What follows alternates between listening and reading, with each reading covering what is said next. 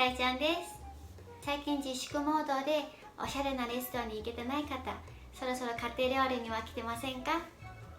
本日はご自宅でも簡単にできるラムすね肉のワイ煮込みを作ってみせたいと思います。調味料はかなりシンプルなんですけれども、ちゃんとお肉の臭みを消してくれますので、ラム肉が苦手な方でも美味しくいただけるパーフェクトなレシピになります。ぜひ試してみてください。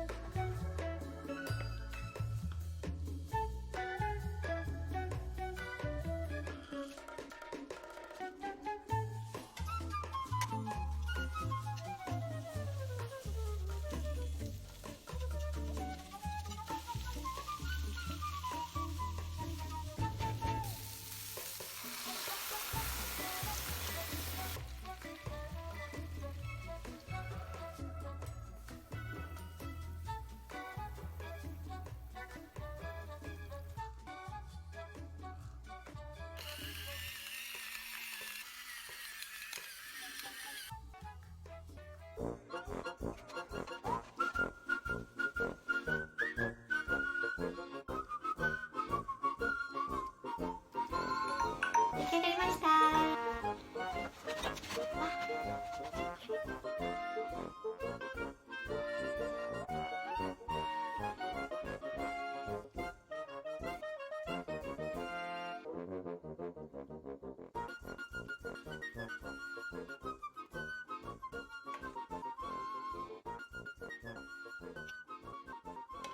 じゃーん、出来上がりました。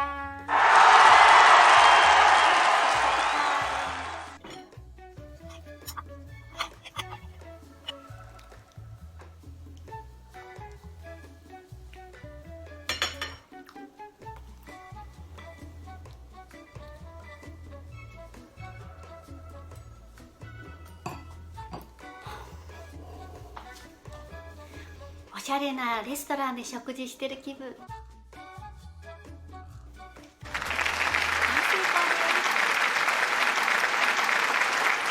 少し手間がかかるように見えるかもしれませんが、割と簡単です。お肉を焼いて野菜を炒めて、それを合わせてポンとオーブンの中に3時間をほったらかすだけです。で3時間の間にお好きなこともできますし、その後は美味しいおしゃれなレストランの料理をいただけます。少しでも参考になった方、今頃お腹空いてきたなと思う方はぜひグッドボタンをお願いします。そしてチャンネル登録もよろしくお願いします。それではまたね。